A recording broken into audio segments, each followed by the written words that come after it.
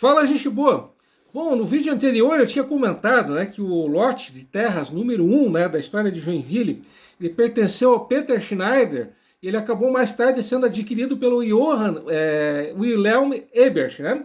Bom, e eu também tinha comentado naquela oportunidade que as atuais ruas Visconde de Toné, Pedro Lobo, Ministro Calógeras e Duque de Caxias, elas limitavam essas terras que pertenciam ao Johann Ebert. Até tem uma foto, né, que eu quero mostrar. Infelizmente não se sabe exatamente o ano em que essa foto foi batida, mas não sei se será possível vocês visualizá-la, né, bem, né? Mas é essa foto aqui de cima, né, que eu estou tocando, tá? Vocês podem reparar, tá, que em um dos cantos da foto existe uma rua, né, uma rua principal, e ao fundo dessa rua, né, mais ao fundo dessa foto, existe uma outra rua, né, uma rua que você vê, né, você pode vê-la, ela meio que não aparece, né? Essa rua principal que aparece aqui na foto é a atual Rua Duque de Caxias, que é uma daquelas ruas que passam ao lado do batalhão, tá? E a rua que aparece ao fundo é o que hoje é a Rua Ministro Calógeras, tá? Então, o que vocês estão vendo é a rua principal, né? A rua que mais aparece na foto é a Rua Duque de Caxias e a rua ao fundo é a Rua Ministro Calógeras, né? E a outra foto também não chega a ser uma novidade, mas em todo caso aqui vai ela de novo, tá? Essa foto aqui de cima, tá? O início do que hoje é a rua Visconde de Toné, tá? Essa foto, possivelmente essa foto aqui de cima, que vocês estão vendo, que eu estou tocando, ela foi tirada em 1910, tá? Essa é a provável data dessa foto aqui de cima, tá? Bom, eu estava contando, né? Eu encerrei o primeiro vídeo contando um pouco a respeito do Albert Schmalz, né?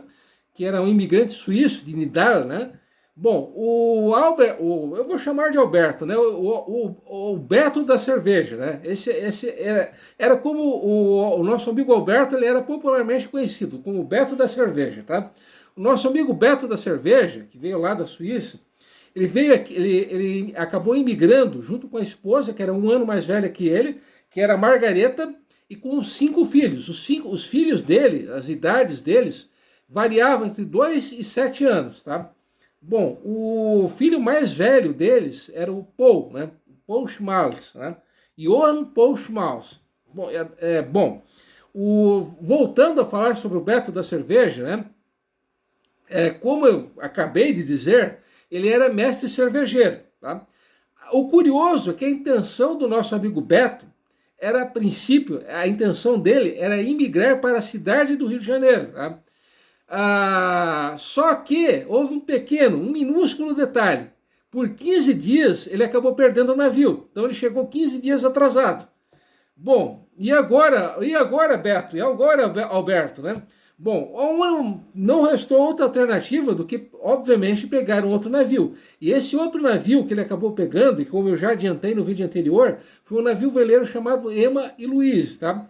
Então, lá de Hamburgo, embarcaram 138 pessoas e ao longo de 2 meses de viagem, felizmente, apenas uma pessoa acabou indo a óbito. Tá? Antigamente era um número de óbitos durante uma viagem era muito maior do que um, né? Milagrosamente, ou infelizmente, apenas uma pessoa acabou falecendo, tá? Bom, como eu já tinha adiantado, né? O nosso amigo Beto da cerveja, ele chegou com a esposa e com os 5 filhos, tá? Bom, a princípio a ideia dele, né, era permanecer na então colônia Dona Francisca de maneira temporária, né? Então, depois de um certo tempo, essa família, os Schmalz, eles acabariam se mudando de maneira definitiva para o Rio de Janeiro. Só que eles acabaram gostando tanto aqui do lugar, que eles acabaram se adaptando e acabaram se ficando raízes na então colônia Dona Francisca. Bom, eu tinha citado ainda há pouco, ainda sobre o Beto da cerveja, ele o clima aqui da região não é um clima propício para o cultivo de cevada. E aí surge de novo aquela pergunta: e agora, Beto? E agora, Alberto? O que o nosso amigo Beto da cerveja faria, né? Bom, a solução que ele acabou encontrando foi produzir cerveja através de milho, a partir do milho, né? Por incrível que pareça, a primeira cerveja da história de Joinville, que começou a ser produzida a partir de 1852, ela era feita a partir de milho, né? Por incrível que pareça, né? Essa cerveja, ela acabou até fazendo muito sucesso, acabou até sendo bem vendida.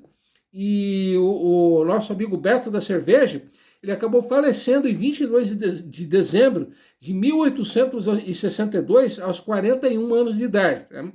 Faleceu até bem novo. Eu tinha citado ainda há pouco, comentado ainda há pouco a respeito do Johann Paul Schmolz, que era o filho mais velho dele. Bom, por que eu citei o Johann, o João, né? Vou chamar, eu chamarei apenas de João, tá?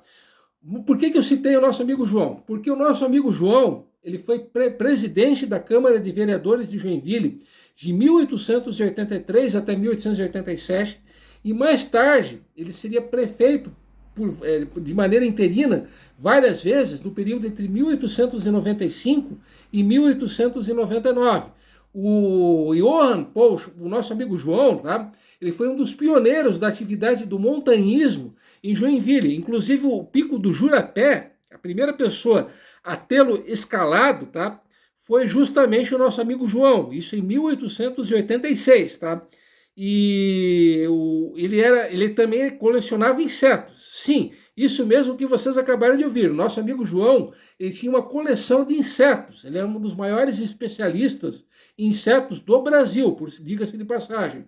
E o nosso amigo João, durante aquela primeira passagem dele, em que ele foi, entre aspas, prefeito de Joinville entre 1883 e 1887, nesse período, né, que ele presidiu, na verdade, a Câmara de Vereadores da cidade, foi criado o primeiro sistema de distribuição de água potável de Joinville, isso em 1886, tá? Para quem não sabe, a primeira sistema de captação de água potável de Joinville funcionou ali no que hoje é a Rua Pastor Guilherme Hall, tá?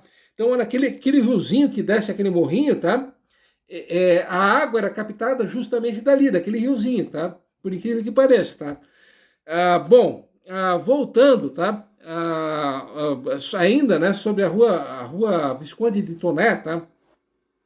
Você sabe muito bem que ali na esquina da Visconde de Toné com a Pedro Lobo existe um posto de gasolina. Pois bem, ali nos primórdios dos primórdios de Joinville, os primórdios da rua, né? Dessa rua da Visconde de Toné, existia um comércio, uma empresa de importação e exportação. Bom, essa empresa, ela exportava, né? Essa empresa, ela pertencia ao Ernest Mantoffel. Até farei uso aqui da minha cola, tá? Só um instante, tá?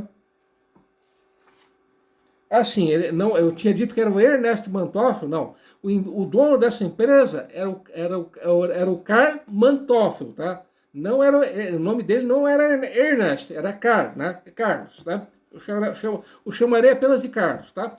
Então, essa empresa que pertencia ao nosso amigo Carlos, bom, se você aí do outro lado tem amor infinito pelos bichos, pela natureza, então eu recomendarei que você pegue a caixa de Rivotril mais próxima de você. Por quê? Porque essa empresa que pertencia ao nosso amigo Carlos, né, o nosso amigo Carlinhos, né, Carlinhos Mantoffel, ela exportava peles e animais silvestres, além de madeira, tá? Então esses eram os principais artigos de exportação dessa empresa que pertencia ao nosso amigo Carlinhos, né? Então, repetindo, essa empresa, ela exportava madeira, peles e animais silvestres, tá? Então, os naturebos aí já devem estar se coçando já devem estar enraivecidos com essa informação. E o que essa empresa ela importava? Os principais produtos, artigos que ela importava, tá? Eram roupas e ferramentas, tá?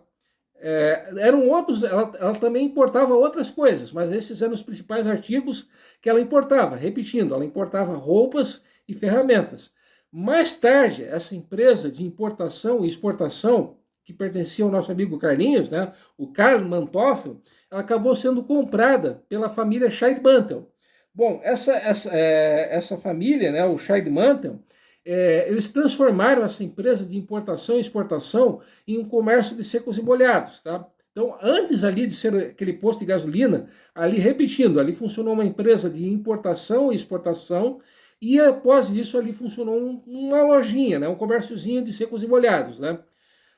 Mas aí ainda perdura, ainda persiste aquela pergunta, né? O planeta está perguntando de maneira angustiada. Afinal de contas, quem foi esse cara? Quem foi o Visconde de Toné, né?